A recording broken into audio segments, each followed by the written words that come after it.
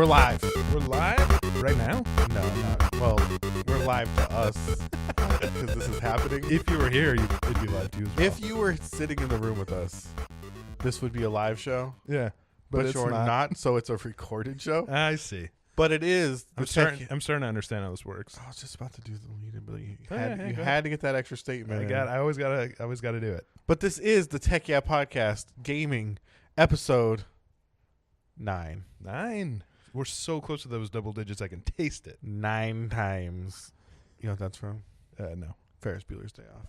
I don't think I've ever seen that. What? This is not a classic movie podcast. Oh my God. This is not a vastly overrated movie podcast. Have you really not seen Ferris Bueller? I have. I just don't like it, so I just tell people that I haven't seen it because everyone gets so mad when I say I don't like it. 9 times. You haven't really? Oh, man. This is a very timely reference. Yeah, it's a. Well, I'm old, so You always say that, but you're not that much older than me. I know, but I'm old enough to make Ferris Bueller references. Leo, What's up, man? how you doing, buddy? Pretty good. How about you? Not too bad. Good. I want to know what you've been playing this week. All right. Well, I'll be happy to tell you. Still working on Dragon Age Inquisition, enjoying it. Working my way through, picking up all the characters. Did it get good yet? Yeah, I really like it. Well, as we discussed last week, it's like a single-player MMO with really good writing. It's great. There's a character named Cole, though, who's a ghost with a floppy hat. Uh-huh. I don't much care for him. I like that we have very different tastes in games. Well, you like MMOs. It's not an MMO. Well, I mean, but it kind of is. It feels like an MMO, just there's no people. Are we going to do this, really? Anyway, you asked. The other game I've been playing is The Division 2. Oh, I haven't heard of that. What is it? It's an indie game by some French developers. Mm. But the odd thing is it takes place in America. In America? In the White House. I love America. That's where we are. Yeah, I know about America. That's one of my favorite spots, actually. It's a fun game, but as we discussed last week, so we won't retread, it is funny how like they're going so far to their way to say absolutely nothing of any interest in terms of politics other than the iconography. But that aside, it's a fun game. It's beautiful too. You know, after we talked about that, the more I look at it, the more I'm like, that's probably smart. You know, like in this, yes, but like in this climate, right? Like I feel like they've done a admirable job of just being like, let's just try and make our games good. You know what I mean? But like, then they shouldn't be using the iconography then. Yeah, I think they're just trying to be provocative enough, right? Yeah, that's what it's like the bra strap of games. Yeah, exactly. Right? Well said. It's like the bra strap of games. It's weak though. But that aside, it's a great game. But it did make me think of something like, what are some games that were really political and you think did it well or maybe not so well? That's really tough. I was thinking about this and I thought about Wolfenstein, the new ones. Oh yeah, I think those did a fantastic job, especially in the new Colossus, of like marrying really interesting high level concepts with, bizarre over the top campiness, and it's very unique, and I think they had a lot to say and said it well. And it might have offended some people, but again, I don't know. Unless you're pro-Nazi, it'd be pretty hard to get offended. Yeah, I think they did a really good job of I think we get into this politically, it's so easy to get into this dichotomy of tribalism, right? And I think that it's so easy for people to, everyone's a Nazi, everyone's a social justice warrior. It's one or the other. There's nothing else. There's nothing else. And I do feel like Wolfenstein did a very good job of clearly defining their enemy, right?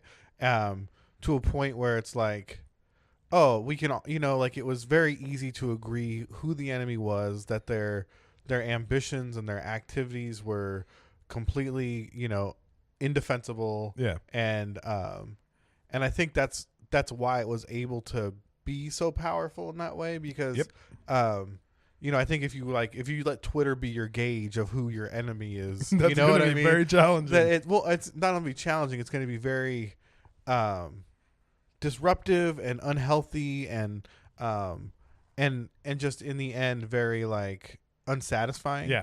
There's no end goal really. Well, and if Twitter decided we'd all hate our parents, you know what I mean? Yeah. Like our parents would all be Nazis. But I think they did a good job of defining what here are the good guys, here are the bad guys, here is what they're atrocious. Just look at them. Yeah. Right? And it made it very easy, I think, to sympathize with the good guys and really hate the enemy in that game. Yeah. You know? There was one scene that always sticks with me, the one where the KKK in the second one, they're walking through Roswell, and then they're trying to impress the Nazi.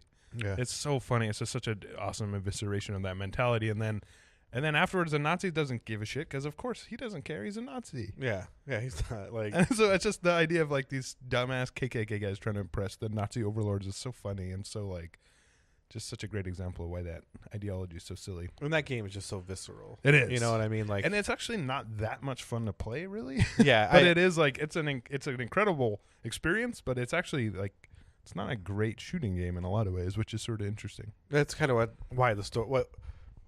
What kind of illustrates how strong the storytelling was. Yeah, right? and the art direction. Yeah, it looks amazing. It does. Like, I can remember, like, when you get on the ship thing and the first time those armored dudes charge at you, come flying at you, I almost lost my mind. Yeah. I almost lost my mind. It was crazy. But it's a great game. I'm trying to think of other games that really... Do not play it on the Switch. Yeah. Oh, yeah. Don't That play... would be such a lame way to experience that awesome game. Don't play anything multi-platform on the Switch unless it's indie and then you just want to carry it around. Yeah. Because the Switch is not a powerful... I love my Switch. Same. We both are proud Switch owners. We're proud Switch owners. Don't take this poorly, but the Switch is not a powerful system. And I actually have a lot of hardware issues with my Switch, but that's neither here nor there. It's here and there. My controller always like says it's disconnected. Yeah, because did you get like a first run? Yeah, I bought it right when it came out. That's why. Yeah, and so it's always... Not that that's an excuse. It should It's work. just always janky. And this is actually... I've already had to send it in one time because my Wi-Fi chip died on my Switch at one point. Yeah, it's a mess. But yeah, don't buy multi-platform games on the Switch unless you just want to take it to the doctor's office or something. Such a specific example. What else? Yeah, I'm trying to think. Like, like Metal Gear does a lot of political stuff, but it's so cartoonish. yeah, it's theatrical. It's so theatrical. I'm trying to think. Yeah, I mean more like it doesn't necessarily have to be politics, but something that really made a meaningful statement that's not just emotional. Like, oh, sad. Yeah. More like, whoa, that's a powerful statement. I'm trying to think. Like Age of Empires is so neutral in its presentation of it. You know what I mean? Yeah. That like, sometimes you kind of want to be the warmonger. Yeah, of course. You know, like Civilization. Yeah, that's kind of all like. Yeah. It doesn't really dive into that at all. Yeah, it doesn't have like a tilt. And like you were saying, when it's history, you're kind of covered. Like Yeah. you're just saying, hey, no, this is just what happened. We're not trying to say we support this or not. It's just what happened. I feel like we're gonna miss some big ones. So if you're listening out there, Yeah, I'm sure we. and you're screaming at Spotify or whatever you're listening on right now, send us an email, takeyoutpodcast@gmail.com. Let us know the obvious. Let us know all the obvious great political games that we're missing.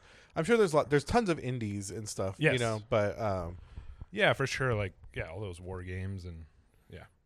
There's one actually we should talk about later that came to mind that really tried and failed at it, but we can get into that later. Before we do, I'd like to know what you've been playing. it's been quite a week. Oh, yeah? Yeah. So first I'll say, a lot of people shit on Steam's customer service. Really? I didn't know that. I've never once had to. Yeah, there's a lot of, I understand. It's hard to get in touch with someone, but I will say this. We talked last week about playing Final Fantasy 14. Ah, yes. So I had some issues. I went to the website, Final Fantasy 14. I knew I owned the original game. Yeah. So I logged in, and like when I was trying to like get the game and get logged in, I couldn't recover my account. Like my username would work, but my email wouldn't work. But to like recover my password, I need my email, and like one of the logins asked for email instead of username. One of those rabbit holes. And there's 3 different websites. You know what I mean? So I was like, oh, this sucks. I'll just buy it on Steam again. Yeah, it's so not that much. It's $20. So I went on Steam and I bought it. And Steam gives you like a key to make another Square account, right? So I install it on Steam. I get to the, I run the game, and it's like, all right, make your new account. So I put my email address in. It says email address already in use, and then it immediately logs me in and recovers the account. So you're like, okay, thank you. Yeah, so I'm like, okay, thank you, right? And then I just play for a little while, and then I realize I've been playing for like 2 hours under Steam, so I can't get a refund. The game says no. The game says no refunds anyway. So I try and use it for another account, and it won't work because it's got to be through Steam. So I contact Steam support and I say, hey, can I gift this? Like maybe I'll give it to you. Yeah. They say we can't gift it, and you can't refund it because a lot of times I guess what happens is because the email's still tied to a Square account, they'll ban the refunding account. Yeah. Right? That makes sense. But they gave me $20 of credit. They're like, here, we'll just give you credit for the game. Oh, cool. And we'll just take it off your Steam thing. And I was like, that's fine. Like, like to me, I knew that game was non-refundable when I bought it. Yeah. I figured I'm just stuck with it. I sent a request just out of kind of curiosity, and they did the right thing. And I was like, wow, that's like really cool. So everyone bagging on Steam, hey, they took care of me. But so outside of that, I played a bunch of Final Fantasy 14. I had a character that was like level 20. I got him to 30. I'm now a black mage. Did you find it was easy to get back into it? I'm asking someone who hasn't played it but is really looking forward to it. Did you find that when you just kind of started playing it came back very quickly, or does it feel like it's archaic now, or what were your thoughts? It's a little archaic, but... In what way? So I think that my biggest issue with that game is the global cooldown is very long. So you're really activating skills like very slowly. Okay. Right? Like, I mean, when you're a mage and you're casting, it doesn't really matter because your wind-ups are longer than the global cooldown. But in general, like, it's got like a 2-second global cooldown. Right? So you're not spamming skills out. Right? Yeah. Like, it's not like skill. Like in WoW, it's like a 1-second global cooldown. Yeah. So you can kind of get your rotation going. This one, I think it's like 2.5 seconds. Okay. So it's very slow. It kind of feels very slow. Some of the transportation systems, like, because WoW is so like quick about stuff now, feel a bit slower. But once I got into the swing of it and kind of remembered how to like fast travel and where I needed to go for all this stuff, a lot of times it's weird because the fast travel points aren't where you need to be. Like there's a bar basically where a lot of at least where I'm at, a lot of the quest originates, called the Walking Sands. It's where, I don't even remember what the group's called, but it's where like your main like team group is, and a lot of the quests originate from there, but there's no fast travel point in that town. So you've got to teleport to a town next to it and then either get a ride there or take a boat there. It seems like an odd choice. It's very odd, right? And maybe I'm just wrong. Like, maybe I could set it as a home base or something. I don't know. And it was never really that big. Like, it costs you an extra minute once every, quest chain to do it. Yeah. But, it was just, it's just odd. You know what I mean? It's just oddly set up in that way. Especially for a game that's constantly patched. Yeah. It seems like it'd be very easy to fix that. Yeah, just throw the Aether stone there, and it's just Ethernet. It's stone. like that Aether. It really is the Aethernet, I think they call it. Is that right? Yeah. That's funny. But it's cool. I mean, it's one of those things. It's an old school kind of mindless MMO. You know what I mean? Where you just like. Just keep doing the quests, keep cranking it out. Going. It's really good for just kind of doing other things. Does it look nice? Yes and no. Yeah. Like the characters are very flat. Like you don't notice until you really look at like skin tones and stuff, right? Yeah. Like their skin is flat, Yeah. because it's so old. But the scenery is really cool, and especially like early areas, like. Because I'm playing it like a 2K Ultra, right? And so the draw distance is really far. Oh, that's cool. And so when you like, when you're kind of looking at these big cities from far away, they really are really well designed. Yeah, and there's like a sense of scale. And they look super nice. And there's always like, this, I can't remember what it was called in that game, but there's like kind of remnants of like the cataclysm or whatever it was when, in the intro video when Bahamut murders everything. There's like it just looks cool. Like everything's kind of sort of in chaos. And so that's really nice. But it's slow. It's a grind, that game. Yeah, that's unfortunate. Yeah. But just as far as someone, with time issues. Yeah. So I've been playing that. More Apex. I'm pretty disappointed in the Battle Pass. Yeah, we should talk about that real quick. Yeah. Why are you disappointed? And what do you think of the new character? I like the new character a lot. Yeah, he seems fun. I've only seen footage, but I've seen some really cool stuff people have done with that pad. Octane is sweet. He's fast. The jump pad is fun. You can kind of like slide into it and like launch yourself. Like that does sound fun. It carries your movement speed. Yeah, that is cool. Especially if you have a character that has like a movement speed bonus, like Wraith or something, and you can kind of get some speed going and slide into it. You can really go moving. far. You can really get moving. So he's cool, but the actual battle pass itself, the rewards are just kind of lame. Like, I always kind of compare it. You have to compare it to Fortnite, right? Like that's kind of the equivalent. And Fortnite really kind of has a lot to. There's a lot of like bragging right points in the battle pass, right? Like if you get to level 100 in the Fortnite battle pass, you usually get a skin that is really cool. Yeah. And especially if you have one from an early battle pass, you kind of have a skin that is both rare, like the John Wick skin was one of those. The Black Knight skin was one of those. Like, you kind of have a skin that is rare and cool and unique. And the battle pass for Apex, the last level it's a gun skin. For a gun no one really likes. Like a lot of the rewards are just kind of common, like gun skins and stuff that no one really is interested in. There's a lot of what I hate is like stat trackers. I hate that Apex has all of its stats. That you have to unlock the stats. Yeah, all the stats are based on banner stat trackers. There's sucks. There's no stat page in the game. Yeah, that's. Ask me how many games I've won. So I had a quick question. How many games have you won? No idea. There's no stats page. What? Yeah, it's like I have no idea. No, that really is like deeply stupid. Yeah, people are like, and even trying to like, and so the rewards aren't that good, and then it's 30,000 points for a level. I know that has no scale to you, but I'm level 70 in like the non-battle pass leveling, and it's 20,000 points for a level. Right? So it's a really slow grind. Like Tuesday, I didn't work the day the battle pass came out. I won a couple games and I played a few more games. Some of those I didn't do very well, whatever. Probably 5 or 6 games, and I was like 3/4 of the way into one level. Oh wow! And that's 100 levels over 90 days. Yeah. So I mean, you could realistically be looking at having to play 6 to 10 games a day. That's a lot. That's a lot. Yeah, a lot. To level the thing, if you miss a day, now you're at a 20 game day you need to make up, right? Like, yeah, that's not really sustainable. There's like some things where you get bonus XP if you get to a certain level and then squad up and blah blah blah, and it's like, fine, if this all works out to be not so bad. All I'm saying is that initial ramp in sucks, and once again with Fortnite, you had these challenges to do to earn levels, and that's fun. And there's no challenges. Ugh, that seems like such an obvious, right? Especially with all the movement based. Yeah, like it seems like it'd be really easy to set up some fun movement-based challenges. Like or like zip line. Yeah, like go a certain amount, or like use the balloons 5 times. Come on, yeah, easy.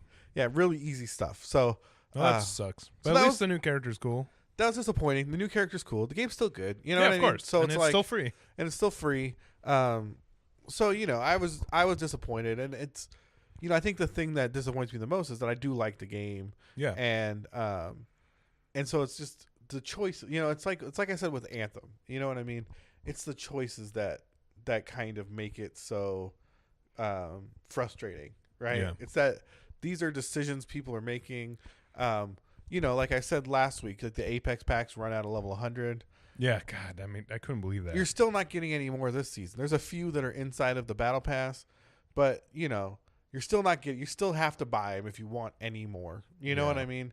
And so it's just like, man, like just let me. I just want to play. Let me play and like make it fun. Give me a reason to play. Give me some incentives that are fun and like make sense. And it's just, it's like, well, the game's free, and if you like the game, just play the game. And it's like fine, but it's like defending kind of these poor parts of the game. I think is like a little too fanboyish. Yeah, because you're just trying to make it better. Yeah, there's a difference between. Like, hey, I like this game. I want it to be better. So there's another game I've been playing. Yeah. I caught wind of this on the Underground, right? Okay. The gaming Underground. Yeah, where's that? Like Underground. Where you spend most of your time. Well, I can't tell you how to. If you know about it. If I don't know, I shouldn't know. Yeah, if you knew about it, you'd know. That's fair. And if you don't know about it, you don't know. And you're not supposed. Yeah, you're not cool enough to be there. But I'll give you a peek into the Underground. Yeah, give me a little taste of that sweet Underground. Baba Is You. Yeah, I have heard a lot about this. Have not played it yet. So you've been to the Underground. You heard about it. I've only heard about the Underground. I haven't actually been. You've heard rumors. You've heard rumors. Yeah, I've heard rumors on the dark web. So Baba Is You, which is a very odd name, is a game. It is a very odd name, but it makes sense because the game is all about like these very simple. It's almost like programming. These very simple is statements that are like the rules for the map, right? So it's very it looks like a kind of like an 8-bit kind of retro-y, maybe not 8-bit, but like a sprite-based, very simple looking game. And like, you're Baba, you're like a little goat looking thing, or like a dog, right? I mean, it's like a dog. And like, you're surrounded by walls, and there's a flag. And so the rules will be like, Baba is you, walls are stop, flag is win. Oh, okay. Or walls is stop. They're all Right. is statements. Yeah, I see. So, but under those rules, you are Baba to move. Walls will stop you. Yeah. And if you touch the flag, you win. But the thing is, you can push those words around to modify the rules. Oh, that is so cool. So, maybe instead of Baba is you, You'll push walls is you. And now you're all of the walls. Whoa. And you can move the walls to touch the flag. Or you can just move walls is blank. Now walls will no longer stop you. Now you can move through the walls. Or like flag is you. Or flag is, yeah, you can do flag as you, but if you do flag as you, flag is no longer win. Oh, okay. Yeah, that makes sense. Yeah. So, you'd have to reset the win. No, that is so cool. That's a very cool concept. And you always have to be something, because if you're nothing, then you can't interact, right? That's fair. It's very philosophical. It is very philosophical. But so it just like builds and builds and builds on itself to where it's like, where there'll be maps where you'll have 10 rules going, and it's like, Baba is you, Baba is melt, water is hot, so if you go into the hot, you'll melt only because you're melt, right? Like it's very, and I know it sounds crazy when I talk about it right now. Like, it's like, what is he saying? No, that makes a lot of sense. But it is, it gets so clever in the ways you use these rules. Yeah. That it is super fun and maddening, and it's like the solutions are always simple in a way that is both frustrating and amazing. You know what I mean? Yeah. Like I'll just stare at one of these things for an hour, just like what am I supposed to be moving here? And then I just am like, oh yeah, like of course, like yeah, that's the best feeling when you're like, this is so stupid, it's impossible. Oh, right. Oh, right. Yeah, it's right in front of. It's right here. Simple thing. It's just kind of one of those things where if you just don't look at it if you don't tilt your head just the right way, it'll just escape you forever. That sounds really cool. Yeah, it's a really good game. A lot of people were saying like it's sort of kind of, and this is totally different style of puzzle game, but it kind of makes them feel like The Witness did, right? Where it's kind of that like discover these puzzles, kind of subvert your thinking, and to kind of solve all these things. And when I look at it, like there's a world map you travel around, and it's kind of like Overcooked, where it's got like these kind of like sub zones within the world map, right? And it kind of makes you feel like, oh, there's gonna be like a point where I need to solve the world map. You know what I mean? Yeah. Like, because there's rules on the world map where it's like, oh, like at some point I'm gonna need to like break this world map, and like, and I kind of excited to see where that goes. That sounds great. Yeah. Is it one of those one person made it games? Yeah, it was I don't want to say it was a game jam game, but if you look at like the intro page, it's so 10% of all the purchases go to charity. It's all broken down on the intro page. But yeah, it was like one of those kind of indie game like solo award. Yeah. Like somebody built it at like a competition thing, and cool, kind of built it out. And yeah, I really want to go home and play it some more. I mean, I got Apex for our stream tomorrow, so I need to practice a little bit of Apex tonight. But I'm kind of want to just do some Baba is you, man. Baba is you. Baba is all of us. Well, that's cool. What is it on Steam? I've been playing it on Steam. I think it's available on Switch, maybe. I'm not sure. Seems like it'd be a good fit for the Switch. It seems like it'd be a good fit for. I mean, honestly, it'd be a good fit for mobile, because it's so simple in its presentation. But even where it's at, it's great. Yeah, that sounds great. I can't wait to check it out. Have I played anything else? No. Oh, just a quick update. I've been playing Stardew Valley a little bit. I haven't gotten too far into it yet. I think I'm on like day 20 maybe. And my farm's starting to come along. I gotten really into the mine. Yeah, the mine's fun. The mine is fun. And one thing I noticed, again, as someone who hasn't played it extensively on another console, is that you can auto attack in the mine, which I think is pretty smart concession for Android because I think hitting the sword. But yeah, he just swipes anytime an enemy comes close. Oh, that's cool. I don't think you could do that on Switch. I don't think so either. That's what people have told me. So Oh, there's some quality of life improvements that I think make it good. I think it would definitely be better suited for a tablet, but it's great, man. I'm having fun. Although I will say, never experienced the spring dance yet. Oh, you're getting there. Am I getting there? I didn't miss it. You can't How far miss in it. are? No, you can't miss it. Okay, that's good to know. Is it still spring? Yeah, the wizard wants to hang out with me, but every time I go to talk to him, his hut is locked. Don't fuck the wizard. I'm not gonna fuck him. I was gonna like fuck with him, like see what's up. That's how it starts. So what starts? Spoiler alert. You'll see. I just want to meet the wizard. He's one of the few people left I have to meet. Anyway, the point is, I've been really enjoying any potential romances you're seeing on the horizon? No, not at all. I don't find the characters to be very likable Alex, yet. the jock, what do you think about him? I genuinely do. I've hardly talked to anyone. I'm playing it very isolated. I hate Alex. Yeah, that's fair. I'll keep an eye out for that guy. Honestly, like I was hoping there'd be a cool dude to romance. I think the dudes are terrible. Yeah. I think the girls are terrible. To be fair, everyone is terrible. There's only a couple people that are lovable at all, and most of them are like people's moms that you can't romance because they're married to their dads. So man. Yeah, it's rough. So limiting. It's really rough. I think the girl I like was her name Violet? She's the purple-haired girl. Yeah, I did like her probably just because her hair was cool. Yeah, and she's kind of edgy. Yeah. Plus, I was Party Man. You're gonna, Party Man. I forgot about Party Man. Violet and Party Man. Yeah, it's a match made in heaven. Are there benefits to like getting married? Other than yeah, the satisfaction that you're married. Yeah, and even like just the even not married, like because if you get married, they can move on to your farm. I don't want that. It's my farm. It's both of your farm. No, I'm not interested in that. That's like how she marriage didn't work. laws She didn't work for it. But the closer you get with anybody, it gives you access to kind of their space, right? So maybe they'll have things that you need. Like have you been to the old community center? Yeah, that's why I encountered a weird tablet, and that's why the wizard wants to talk to me. Yeah, so a lot of that is like collect specific things. So a lot of that you need to kind of accomplish certain like access certain things and find specific things to put in there, or like so a lot of that stuff kind of is tied to not necessarily like being in love with people, but you know having access to certain things. Because you know what they say, it's all about access in Stardew Valley. It's all about who you know. It's not who you know, it's how many times you got fucked by the wizard. Oh God, I'm not looking forward to that now. Yeah. I am less eager to find this wizard and his crazy ass. Alakazam, motherfucker! Good thing there's no voice acting in there. I wish there was. Yeah. I would have been the wizard. Party Man the wizard. Yeah. Come on into my house. Shazam! So I feel like there's a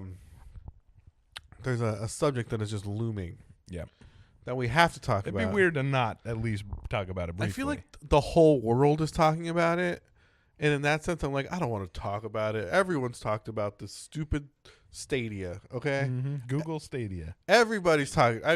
I can't think of a single thing I've listened to that hasn't talked about this thing at length. Yeah, you, the listener, has probably talked about it today. Yeah, you've probably talked about it today. You probably talked about it yesterday. You've probably seen like 96 YouTube videos about it. I know I have. But it's Google's all streaming video game service. Yep. Okay. All they're selling is a controller. Or so far, hardware wise, very ugly, shitty controller. A very ugly controller. The thing that seems neat about the controller is it connects directly to the Wi-Fi and speaks directly to the Google server, so it doesn't like have to go to your computer to the internet. Right. I don't know if that's really going to help. I don't think this is the game to play if you want extremely low latency gaming. Nope. But I did play Assassin's Creed on the Google Stream beta. I did too. And I thought that actually worked really well. Yeah, I was definitely impressed. Yeah, I was impressed. I found it quite usable. Leo, what do you think about Project whatever this is? Stadia. Well, first of all, stupid ass name. It's a plural for stadium. I get it, but it's not a good name. It's a bad name. And I get it. What they're trying to do is really focus on the sort of plurality of it and the stadium like environment of we're all together and we're all streaming. Which my thoughts on it are this: A, we don't know anything about pricing. which I think will make or break it. Yeah. B, a lot of people don't have enough internet to do this. Yeah. So they're fucked. C, I think, as you described, as far as something like Assassin's Creed or single-player games, which I totally agree, it was impressive and worked better than I thought it would. Again, that's just one game from one developer, so keep that in mind. But yeah, you can't play. You're not going to be playing, League of Legends on this thing. Like, you can't. Anything that requires a lot of APM or really precise, frame-perfect things, it's not going to work unless you have, like, fiber optics straight from Google. But at that point, why not just have a computer? Yeah, I mean, I think there's. So I think that it's funny you mentioned League of Legends, right? Because League of Legends, its U.S. servers are now located in like Chicago. Yeah, they used to be in California because Riot's in California, right? But they moved them, and so now you can't play League of Legends with less than like 80 ping. In a lot of ways, I do feel like you actually.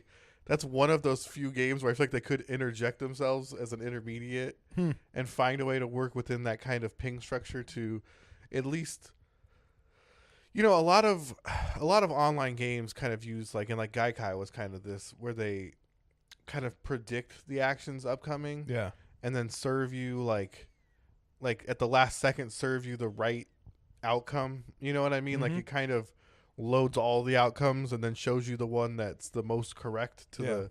So I do think that there's some workarounds for that, but I do agree. I think the latency isn't there for most internet. I do think with single player games, as much as we're not going to be able to just downstream 4K, you know what I mean? I think for a lot of people, getting a 1080 signal in that runs at 60 frames, even with Assassin's Creed, like it's like YouTube. It'll get pixelated sometimes, but in general, will look fine. And I think that, for a lot of things that'll work. I think the thing that people aren't really thinking about with this service is you don't have to like it to use it. You know what I mean? I think what's going to happen is everyone's going to be grumpy about it. Everyone's going to be like they were with Steam. Yeah, everyone's going to be like, I don't want this shit, but it's like that's only an issue if you're asking people to buy a console, right? Like PlayStation and Microsoft are like, buy into our ecosystem, and Google can be like, oh, you don't have to like it, but when you see that YouTube video of someone playing whatever Peggle 2020, right? My favorite. I'm really looking forward to that. And they serve up the play it now button at the end, and you're like, I do want to play that. You're in. You know what I mean? Like no previous investment, no decision to be Team Google. Well, again, you know what I mean? It does like, depend on the pricing though, because if it's like a monthly fee, or if it's something you like, or if it's like Amazon, you just pay $2 real quick. I promise you, there's going to be no way that you are going to be kind of gatekeeped out of that system. Yeah, I agree. I just wonder what that will look like if there's like an impulse buy available. Yeah. You know what I mean? It'll just be like when you buy an app, probably on Google Play through Android. You just hit like one. Are you sure you want to buy this? Yes, done. Or it'll be like a. But even then, is it timed? Can you play it for an hour? Do you own it forever? Well, they could do. Well, that's what I mean. They could do so many creative. I mean, I don't think they know yet, right? I think these are probably not. They're probably trying to figure that out. Being a GDC, these are the things they're kind of trying to work out with the development deals, but.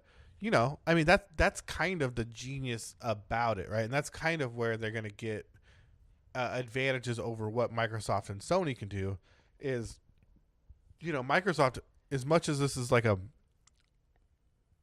future technology, they have very old-fashioned paradigms to deal with as far as how they work with vendors. Yeah, that's true. And developers and an publishers, interesting right? Bureaucracy bottleneck. And so, if Microsoft's agreement, like you buy the game for $60 because that's what we've always done, and if you want to buy it on the streaming service, like sure, we'll do some subsidy for Xbox. I don't even know what they call it. Game Pass. Yeah. Then you can buy in or whatever. But what if Google's idea is, and this is something I heard on a podcast this morning. What if you watch an Assassin's Creed stream, and for the rest of that day, Assassin's Creed is free? Yeah, that's true. You know what I mean? Like, so you watch the stream, you think this game's cool. If you want to give it a try, then you can. And you can play it all you want for 24 hours. And then they're gonna be like, you want to keep playing? Yeah, and then you want to keep playing. You'll keep your progress. Yeah, you could never. The progress just just gotta be pay on the cloud. $15 or whatever, however much Yeah, it is. pay I'm just curious. pay $9.99 or whatever, right? But do you think it'll be like for another week or what if the thing is like a streamer's playing well, I mean, I think single player games are the best case scenario, but the streamer's playing Resident Evil 2, right? And he's like, hey, I'm done streaming, but here's my save state from when I started today. Yeah, that is cool. If you want to play this save state, you can't save after this, but you can play the save state all you want. Yeah, that's fun. You know what I mean? Yeah, or like that use case I said where you could, if a streamer's playing, you could just click a button and hop in and play with them. What if that's the free version, right? Or maybe that costs money to do. You're like, I want to play with Ninja. Yeah. For whatever this game is, and you press $2, he gets half. Whatever No, I think you're right. It's a very fluid and kind of dynamic. I mean, the potentially fluid and dynamic pricing strategy. And I think Google is uniquely positioned to be able to. I don't care if you hate us. I don't care if you think the product's stupid. Yeah. You'll buy something eventually. And you're using Google right now. That's what I mean. It's not like you can get away from this integration. Yeah, you will buy some. You will get in eventually. Yeah, that's a good point. You know what I mean? We don't have to win you over. We don't have to convince you to be a PS Plus member and buy a $600 or $500 PlayStation 5. Yeah. We don't have to put a box in your living room. It's on everything you have. Yeah, it's on your shitty tablet. Yeah, it's on everything. And at some point, you will participate, right? Because no, I'm sure you're right. Because just think about like your mom, right? And like, I don't know if your mom is a mobile gamer or anything. No, but moms worldwide. Okay, we'll take my dad for example. My dad plays Facebook slot machine games. Such a dad thing to do. Such a dad, because he was a gambling addict, right? And now he's just like Facebook slot machines, which is fine, it's all right? about that dopamine, yeah, of course. And if Google starts serving those, right? And it's like digital pachinko machines. Yeah, and you just get in for free, and you know what I mean? And it's like, and they can give you kind of what if they give you Google Play rewards for it, or what if you know what I mean? Or whatever that looks like. Whatever that looks like, whatever kind of. There's so many ways Google can monetize these things because they have so many monetization methods. Yeah, there's so many ways they can serve ads for these things. They have so many ad service methods that it's just like they will find a way to get everybody. Yeah, no, I think you're right. One thought I had, because again, I don't want to spend too much time on this. And we already have. I know, but whatever. Real quick thing, I was thinking about how the only other company that's uniquely positioned to do this, in fact, I would argue more uniquely positioned, is of course Amazon. Yeah, because they've got Lumberyard, they have AWS, they have all that cloud shit already, that infrastructure already there, and they have Twitch, which is clearly superior. Where that space should. So what I'm curious about is whether they'll watch Google, see how they do it, and then they'll be like, cool, we'll do it too. And it'll be way easier for us because A, we saw what works and what doesn't, and B, we already have this infrastructure in place. They're probably already working on it. I think they want to. I think the problem with Amazon is that their methods of monetization aren't as good. Yeah, that's true. Just flat out, right? Like I think their products in a lot of ways are better. I think Twitch is definitely better than YouTube gaming. Yeah, obviously. I think I don't even want to call it morality. I think their compass is far more confident. Their direction is far more confident than Google's is, right? I feel like Google is constantly stepping, especially with YouTube gaming, stepping on its own feet. Yeah, and as far as and getting rid of stuff and not following up. As far as what Google is and what Google believes in and what Google wants to support and have on their platform. Yeah, I think Twitch is not great at that either, but I think at least they have an idea of what they're defining, even though I don't think they do a good job of it. Where I think YouTube has no idea what it's doing. I agree with that completely. And I think that's a real problem when it comes to what they're trying to do with this, right? Because I think when you come into, I think so much of this is going to be based on streaming and creating audiences and using those audiences to create transactions or at least to generate ad revenue through the service. And I think if you don't know who you want those audiences to be, or you're going to turn off those audiences kind of willy-nilly based on, based on all the things that happens to YouTube channels and demonetization right now, then it's going to fall apart so fast. I agree. You know, that's what'll be interesting to see. I think that's the interesting part too. And then the last bit, real quick, is I thought it was very forward thinking of AMD to get on board with this because they're like, shit, for obvious reasons, this could be very problematic for NVIDIA and AMD. So for them to hop on board, I think was a very like kind of hedging their bets, smart move.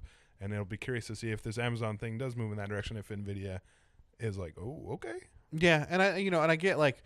I was bashing on Xbox. I don't know if it was last week or the week before. You always bash on Xbox. I do always bash on Xbox, but saying that I don't think we're ready for game streaming. Yeah. Right. For like this kind of with their Xbox, whatever the next service is. Diskless. Is a diskless going into the streaming games on Xbox, but I think that's because Xbox gamers or console gamers or I think people that would buy a $500 piece of hardware or $1,000 PC to put in their home have an expectation that we're not prepared for. But I think people that would spend no money, you know what I mean, to and would play a game on their TV because it was there and an ad served it to them. Yep. I think they have a much easier expectation than those people. I mean, I'll tell you this right now. If my nephew, well, my nephew's too young, but you have friends that have 6-year-olds, right? And you've seen 6-year-old kids, right? And they want to play Fortnite so bad. Yeah. Right? They would play a shitty high latency version of Fortnite. Oh, for sure. And they'll play on their phone for free. If it was like free or, their parents could buy them 10 hours of it for a couple bucks. And they could use their allowance, and they could just play it on their TV. You don't have to buy them a system to do it. You could give them a tablet while you're watching a movie. Just play some Fortnite. Yeah, you don't have to buy them a system. You don't have to install anything. It'll automatically. I bought you 2 hours. That's what you get when it turns off. You're done. Yeah, go to bed. Go to bed. Like if you could control those things, that audience is not going to complain. Yeah, and I think you're right. And also, they were very clear about this. They said it many times. This is for casual gamers. Yeah, yeah. And that's not to say people like us couldn't use it and probably would in certain circumstances. But they're not pretending like this is an alternative to a high-end PC. Yeah. And it's not for those people. It's for people who are like, yeah, like you just said, they saw an ad and were like, yeah, why not? Yeah, they're like kids. You know what I mean? And they'll be free. I think you're totally right. Where they'll be like, yeah, this game just came out. You can play it for 24 hours for free. Yeah. Like, who's not going to do that? Why wouldn't you? Yeah, or here's a save state you can use, right? Like, it's funny. I was a Giant Bomb they're talking about, and it's like, I feel like the demo will disappear with this, right? Yeah. Because now the demo will be no saving. Here's a save state. Yeah. Here's what we want you to see. And then it'll be like a whole community of people. Like I've had this on for like 48 hours, like people used to do when they didn't have a memory card on the original PlayStation. And Google won't care. Yeah, they don't give a shit because they get so much data. Yeah. You know what I mean? Yeah, that's the other side of it. And developers get so much data. I mean, I was listening to a developer talk about the fact that, like, if they could send out, like, an early test build and not have to require people to tell them what they thought or what happened. Yeah, they could just see it. If they could literally just see, where do people die? How many times were they willing to die? And where did it crash? And, yeah, where did it crash? What was happening when, yep. There's no hardware specs to deal with. You literally can see moment to moment exactly what happened. Well, and Google can just supply all that to them. They don't even need the middleman. Yeah, and so you send out, like games you'll never have to update again. You know what I mean? Like, that's so true. They'll never have to patch. Never have to patch. Games will work on day one. Maybe. I mean, you would think if it's not your hardware and it's on scalable tech, right? Yeah, you'd think. You would, but that's the whole thing. It's a whole new world of that'll be interesting to see. Yeah, it will be. It's an interesting place. But I mean, I'm not saying the beginning, but once this if this technology works, I did get the sense, not necessarily that this is going to be huge, but that this does feel like the future for sure. And it definitely got the sense of this makes sense that we're moving in this direction. Not to say Stadia is the future, but it does feel like another step in that direction, and a sort of a nail in the coffin of the traditional gaming experience that I've come to really enjoy. I'm not afraid of the future, but I mean, I think it's a totally different thing. Yeah, I think that if I think for a long time we always kind of referred to Nintendo as the B system, right? Like you had your A system, you were a PC gamer or and you had a Xbox gamer, and you had a Switch, and I think now this is the C system for everyone. Yeah. Right? The cheap, accessible. Yeah, you're right. The cheap, ultra accessible. They sell a controller not because they think gamers want to use this controller, it's because it's something you can buy at Target that, like, you know, you could just kind of plug in. It'll probably also be like you'll get a controller free if you sign up for a month or whatever. Or if you buy a Google Home. It's just exactly. Right? Yeah, exactly. It's exactly like a Google Home where they're like just basically paying you to get one. Yeah, and it connects directly to the Wi-Fi, right? This controller doesn't need to USB to a PC or to a, you know what I mean? Like, it's literally a standalone. Yep. I mean, people say they do that just for the latency, but the reality is they do it so you can sit in front of a television and have this controller connect, right? And then the TV can just talk to the internet and push the video it needs to. You know, like, it's because it's all logged into your Google account. Like, it's all tied to one account. Anything that can watch YouTube and run Chrome can give you the video output of the game you're playing. Yep. You know, it's I just think people are thinking of it too much like a competitor. I totally agree with you. I absolutely agree. And I think that variable and very flexible pricing model makes a lot of sense. Yeah, it's interesting to see. You know, I think that's where we're going to either see this thing sink or swim initially. You know, if they tell people you got to pay X amount to play anything, you know what I mean? If they try and add some, like, if you sign up for YouTube Red and Google Play Music for $19.99 a month, you'll get this, and it's like, no, that's not what we're gonna do. Yeah. Right. I think they need to have. I don't think so. I think they need to have a freemium version. Yeah. Right, with like an ad served. Oh, God. An ad served free version. It's just gonna get more and more like mobile gaming. Of course. That sucks. It is mobile gaming though. No, I know you're right. It is. It's just that. But you gotta understand, PC gaming is more and more like mobile gaming. No, you're absolutely right. And there's things that are good about mobile gaming. True. Right? Because in mobile gaming, the onboarding process needs to be much stronger than it does in standard gaming. Yes. If people invest $60, you can waste their first 2 hours. Yeah. They'll give it to you because they need to get to their, like, they need to justify their spend. Yeah.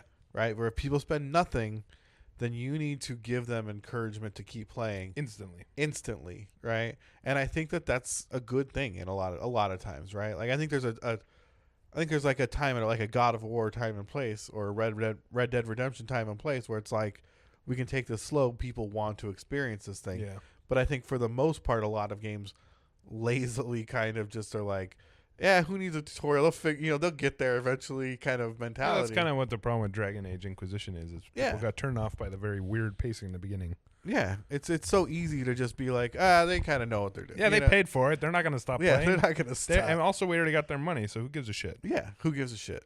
And so I think you'll see a lot of that kind of vanish. Yeah. You know, interesting. Yeah, but well, we'll keep you guys posted as we learn more. It's a good thing we didn't talk about that very long. Yeah, that would have been a big mistake. How long? Oh shit, we went really long on that. It's okay. How long what just happened? Where are we? Wait, where are we? Did Google just pay us? Did we get paid? I wish. Do you think they'll pay us? I don't think so. Oh, this AC feels so good in here. Yeah, that's Google. Is it Google? They're rewarding us. Thank you, Google. Thank you, Thank you, Google gods. It's normally so hot in here. All right, so the last thing. Oh no, wait, we got a couple more things to talk about. Yeah. I was gonna say the last thing, but I guess these are your topics, Leo. You bring them. You bring them to me.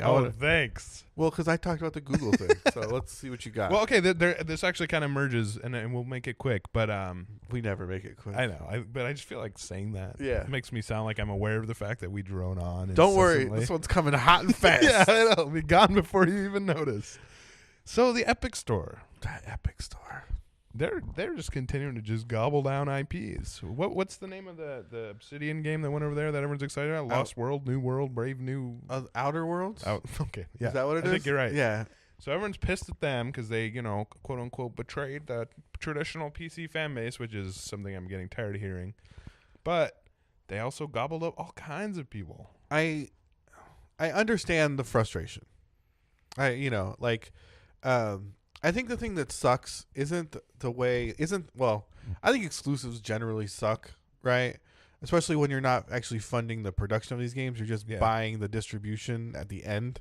Yeah, that's true. Especially after it's already been kind of soft released on a platform. Yeah, you know what I mean? Definitely advertised heavily on other platforms. It's been another platform has basically already started advertising and selling this game, and then in the midst of that agreement, you're like, nope.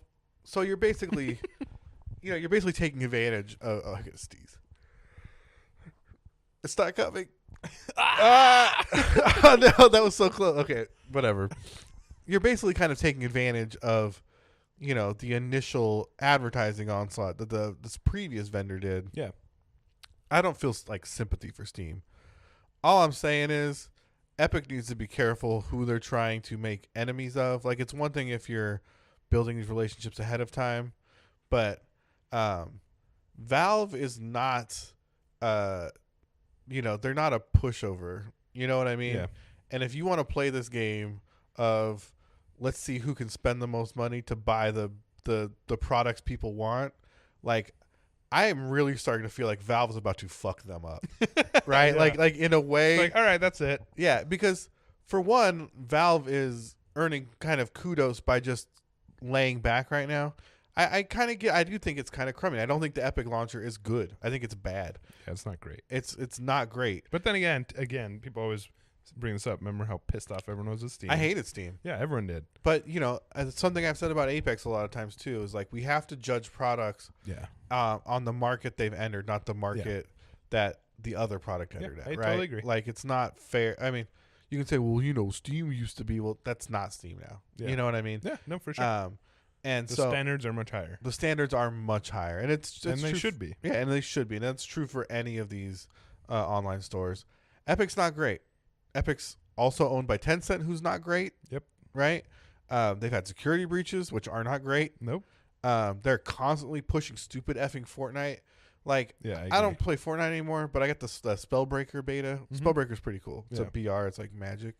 And that's the only reason I don't have it installed now. That's why I had Epic Launcher installed before. And it's annoying. It's an annoying ass launcher to have. Yeah. So, like, there's a lot of things I don't like about the Epic Launcher, and it definitely doesn't endear me to them anymore to see them kind of doing these 11th hour deals to pull things off of their current store and make them theirs. I agree. I mean, you could argue that goes two ways. I mean, the developers it's not like they're being forced to do this. No, the developers are like, oh, sure. Yeah. Which I'm, I get it, especially if you're a small company. I'm not saying blame them, but it's not like they're, it's a mutual decision. Yeah, absolutely. And I do think Metro, whoever the hell they are that made Metro, like, it was a two-way decision that I think was kind of crummy on both fronts. Yeah. I get it from the guys who are like, the money is good, which is totally fair. I get that, but it's not like Epic's not buying against their will and like hoarding them and not giving them a say in the matter. And honestly, this is publishers, I think, more than the. I think the devs of Metro kind of came out and said this kind of wasn't our call. Yeah. Okay. That's what I mean? Yeah, I would like to learn more about that. I'd be curious. Because I think publishers kind of dictate these things. Yeah. And I don't know what happened with Obsidian. I haven't seen any kind of details about that. It kind of just popped. Yeah. So I'm not. Hot and fresh. That's the way we like it. Yeah, we are. These are the hottest. These are the hottest stories in gaming. No one's talking about Stadia. Yeah. No one's talking about. Oh no, that's why I don't want to talk about Stadia. It's not hot. All right, but this one's hot. Get your oven mitts out, okay? Because this is hot. But I don't know any specifics there. But yeah, I think the publishers kind of dictate a lot of this. But I think that I feel like everyone hates their audiences right now. Like, I think it's like so popular in especially gaming, but in business in general. I feel like I've worked at companies that hated their audiences before. Yeah. And I feel like no one hates their audiences as much as developers do. Like, I feel like developers hate everybody, to be honest, right now. I feel like it's a hard job, man. It's a hard job, and I think that there's a certain level of entitlement in that career that is palatable. You know what I mean? It's funny, actually. Some guy on Twitter, he was like, I don't know, he's just like an indie dev, and was like, don't email me 5 times in a day. If I don't respond to your email, don't DM me, and something else. And I was just like, I don't know why. Out of wild hair, I tweeted back like, it's really good etiquette to just respond to your emails. And he's just like, I wish I could. And it's like, that statement alone tells me that if you really wish you could, then you could figure out a way. And then you should understand why people would reach out to you via different means if you can't, right? You know what I mean? It's like, yeah, so if you wish you could, then you understand the importance. It means you have an obligation. Yeah, you know you do. You know you have an obligation to reply to these emails, and I understand you can't. But in this list of people you think are shitty, I would probably remove number 2 because you're culpable in it, right? And I get that nuance is not what Twitter is for. And I get that, you know what I mean? Like, I get that my comment is not appreciated, and there was no reason for me to leave it. I don't feel like it was like a funny comment, though. I don't feel like it was justified or like, a thing. But it's like I just feel like developers, in my experience, kind of have that mentality that it's like, I'm just over here making art. Yeah, okay, it's the whole artist thing. Yeah, and it's like. I get it. I don't have time for all the business, man. You're constraining my creativity. Yeah, I wish I had time for all your bullshit trying to sell my games. You know what I mean? Yeah. It's like trying to make me money. Yeah, these are people trying to advertise. Assholes. Yeah, these are people trying to advertise your product for you. Yeah. Like, just embrace your own culpability. Like, it's fine if you are frustrated that they're reaching out to your DMs. Maybe hire an assistant. But I mean, I think it's fine to even be like, I can't get to them all, and that's not. It's not cool. Like, please don't DM me if I can't get to it. But understand that that's a shortcoming on your part and your ability to respond, not a shortcoming on people that are just trying to do their job. Yeah. You know what I mean? But to get back to what we're talking about, I think that there's this kind of sentiment that, gamers and even in some way like small media outlets or like influencer media, which I'm sure this is who this guy is referring to, are somehow like bad, right? Like they don't represent like they don't care about the art. They just want likes. Yeah, they don't care about the art. They just want likes. They're just trying to generate ad revenue on YouTube. And it's like that's true. That's how this business works. That's the business. Yeah, and that's why you are allowed to make your game. And I feel like when you see these things like the Epic Store doing these things and kind of pissing everybody off. I think it's so easy for them to be like, well, yeah, they're the wrong kind of people. You know what I mean? It almost goes back to that Wolfenstein thing where it's just like, well, yeah, they're bad guys. We need an enemy. Yeah, like they're the enemy, right? Yeah. And it's like, no, these are like the public as a whole that purchase these things. And, I don't know the details, but I feel like I don't think Metro was served by moving to the Epic Store. I mean, I think they were served in that they got a huge amount of money. Probably. I mean, the studio was probably served. The publisher was probably served. Publisher, yeah. Right? I feel like the developer probably was not served in that relationship. Yeah, that would be cool to learn more about. I'd be curious to hear the breakdown. I'm sure they're not allowed to speak freely about it, but I don't know. That would be cool to see how that kind of rolled out. And I'm sure it's different for each developer and publisher.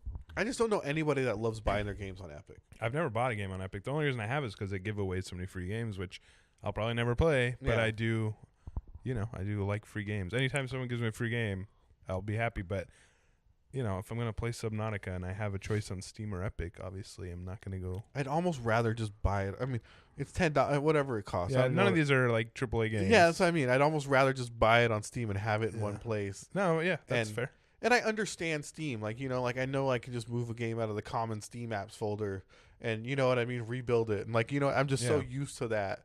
That you transfer from hard drive to hard drive, and like all my games are there, and I got 2-factor authentication. I don't need 8 different tokens for 8 different launchers. You know what I mean? Like, I'm so sick of that. Especially going from like Dragon Age, which is EA, to this game that I've been playing, The Division, which is Uplay, and they're all fine launch. Like whatever, I don't really care. It's fucking irritating.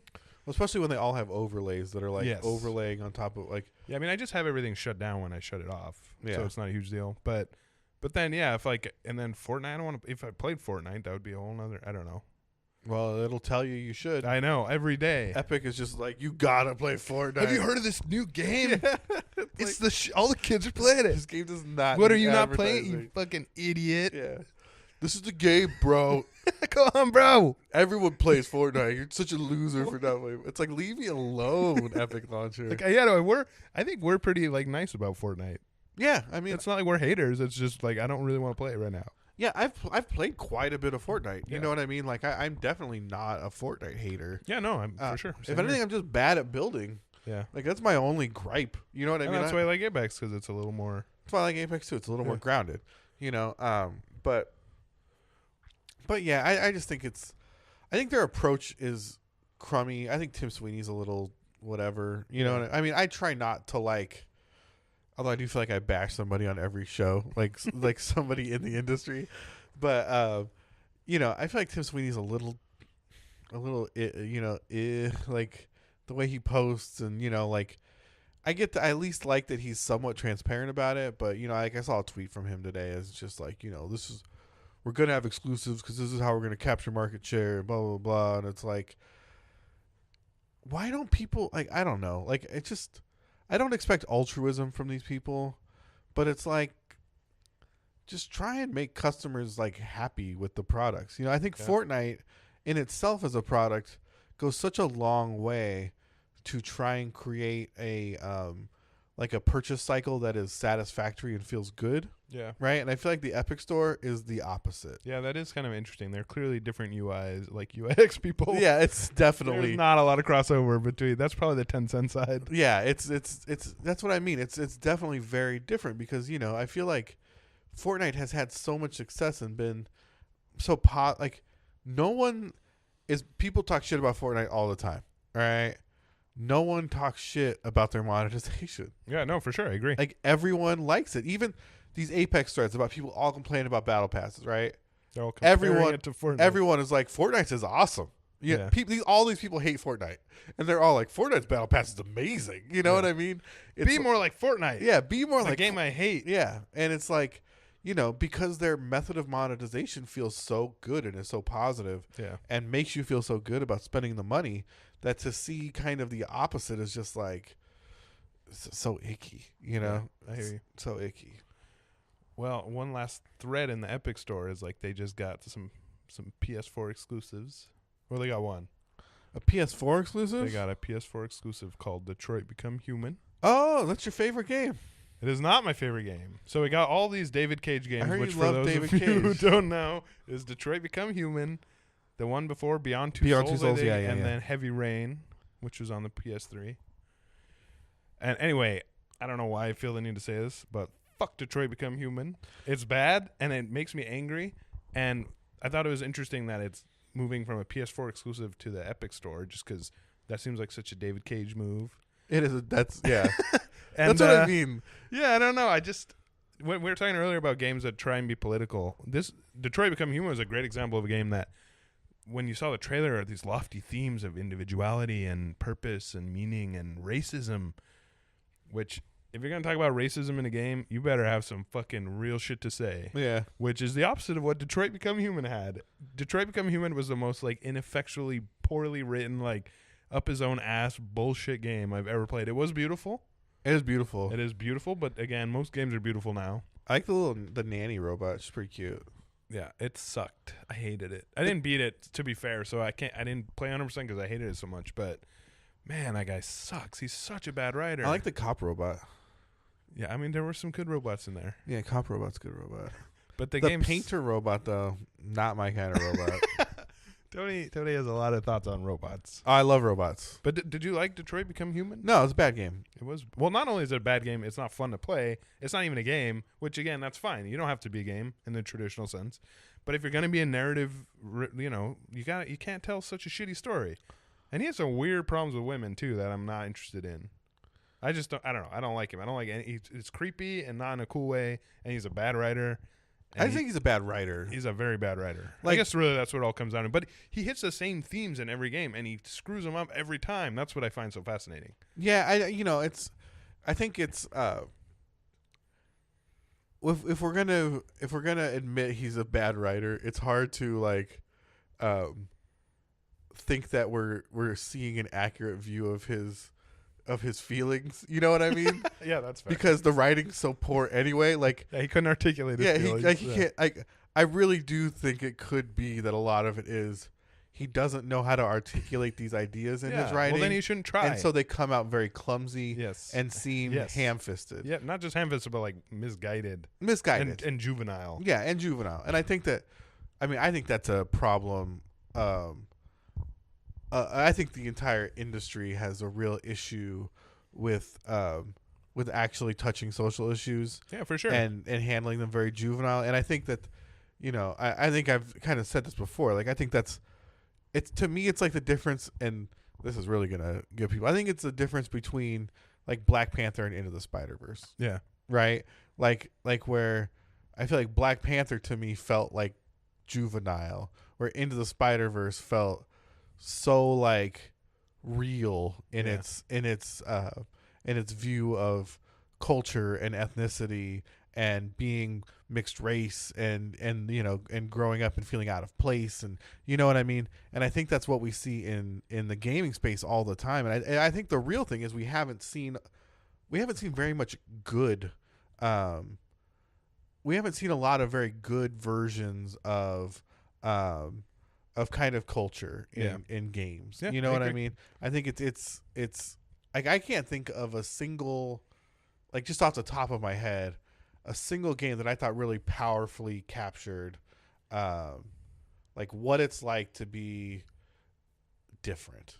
You know what I mean? Like not even like and I know this is like a lofty statement, but like not even what it's like to be black, or which I think that Detroit is obviously trying to make that parallel between between honestly blackness and being a robot, which is again a perfect example of ridiculous, how horribly right clumsily which is a ridiculous thing, right? Because it's so on the nose, but also so like a white robot, inappropriate. You know what I mean? And it's it's not even like that the robot. Well, the robot being white is a thing, but it's like, why not just tell a story about being black? Yeah, exactly. And also David Cage, with all due respect, like I don't know if you're really the guy who needs to write that story. And that's not to say people shouldn't write outside their comfort zones. You totally can. But he, as someone who is clearly a bad writer, should not undertake the concept of like, I don't know. It's just if you were killing it, exactly, in your previous stories, if you're like and you were just escalating your and you want to try something new, and you were escalating the messaging you wanted to fit into each of these games. That's fine, but totally, I mean, I think all of his games have been critically received. Beyond Two Souls was not a well received game. You know what I mean? And that really raised my question. Like, they must sell well, but who the fuck keeps giving him money? I mean, people buy these games. I mean, they're very AAA. You know what I mean? They're like tech demos with bad writing. Detroit looks beautiful. It does, for sure. But then again, so do a lot of games that are well written. Yeah. But I think, the thing is, I think Sony, and I, understand that relationship has died now. Yeah. Quantic Dream and Sony are not still. Yeah, now they're hanging out at Epic. Yeah, they're not homies anymore. But, I think Sony has done, something that the thing that has made Sony so strong in like the current console generation is, they believe and let their developers kind of create these grand experiences, right? Yeah, and experiments. They put faith in these developers. Yeah, and in this case, it was that misguided. That faith can be misplaced. No, that's fair. That's totally fair. I would say Detroit is one of the few games Sony has put out that wasn't incredible. No, I totally agree. And I think some people really like it, actually. I think there are people that kind of can see through. If you kind of see through the writing, you know what I mean? And kind of, if you're like just into it as a game for some reason, which someone might be, I can see like not getting hung up on it. I mean, I just didn't find it enjoyable. So, like, honestly, I'm not the type that really cares about the, like, the morality of it, or the messaging isn't always the most important part to me. If the gameplay is fun, or I find something in the loop that I like. It doesn't have to be. And not every game has to say something. Yeah, and I do think, I think the like wind back mechanic with the map was kind of novel and neat. You know what I mean? Where you kind of saw all your splits and could jump through them. But the game itself, I thought, was not fun to play. So that's, and if it had a really cool, compelling story, that'd be okay. It's got to have something. Yeah, and I guess it is beautiful, but that's not. I mean, to me, that's not a. I'll just watch someone play it on YouTube then. Yeah, and I really feel like, from what I played of it, the nanny robot and the cop robot seem to have better stories and more, because their arcs weren't so heavy. Yeah. For at least for the parts I was into, you know what I mean? The painter robot, kind of with his freedom fighter arc, you know what I mean? I think is where it fell apart, and I think that's where it really kind of took a turn for the ugly, you know what I mean? So I think up until that point, I kind of, when we were playing it in here, or in the other room actually, but when we were playing it for the stream, I kind of like the detective robot parts. You know what I mean? Like they weren't bad. Like or they weren't actively turning me off to the game. But it was every time I had to play the kind of freedom robot, the deviant or whatever. I don't even remember like what it was. That's when it was just like, oh, like you just big eye roll, cringe kind of moments. Yeah, everyone looking at each other like, what? Like what is happening? It's stupid, right? Yeah. And like, and it's a shame, where I think the game could have been a lot better if it was a little more. If it was more lighthearted in its messaging. Yeah, I agree. Or if it was just written by someone more competent. Yeah. I mean, if you're going to go down that heavy road, you totally can and should. I applaud it. But you got to be careful that you hire someone who's competent. I don't think you go down that road through this type of allegory. I agree. You know what I mean? I think that if you're going to approach...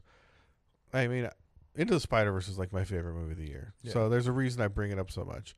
But I think the beauty of that movie is how, it's a stupid Spider-Man movie. It's a comic book movie, but how brazenly it faces the issues that it wants to talk about. Yeah. You know what I mean?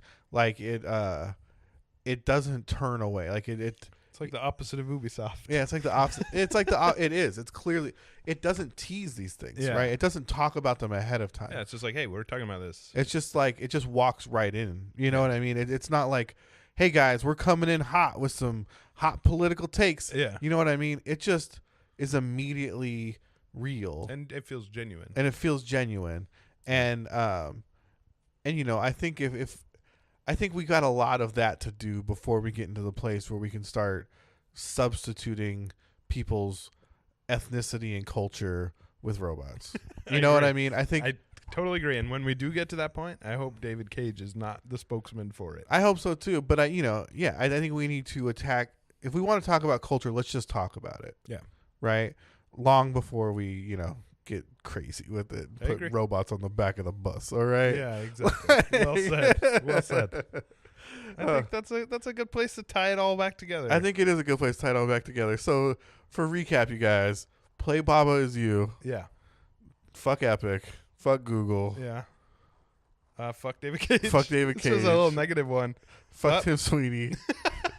Baba Is You is dope. Baba's You's dope. Nobody else Stardew is. Valley's good. Stardew Valley's good. Fuck Alex. Yeah. Alex is the jock. Okay. Yeah. And the blonde hair girl. I can't remember her name. That blonde hair. Probably a shitty name. She's a bitch. She's a total bitch. I'll watch out for her then. Yeah. And more than anything else, watch out for that goddamn wizard. Dude. Watch out.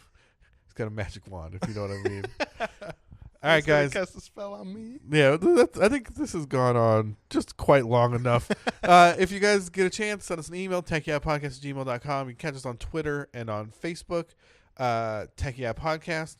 I also created a Discord for us. I sent Leo a link. He has not joined yet. I haven't. I was very busy today. It's brand new, so I can't blame him. But I will put the link in the YouTube video. So if you're looking for it, that's one place you can find it. Otherwise, you can just tweet at me or send us an email or whatever. Any way you want to reach out to me, we'll be happy to hear from you. Yeah, I'll make sure you get it. Thank you guys. We love you and appreciate your time so much. Thanks. Take care. See you next week.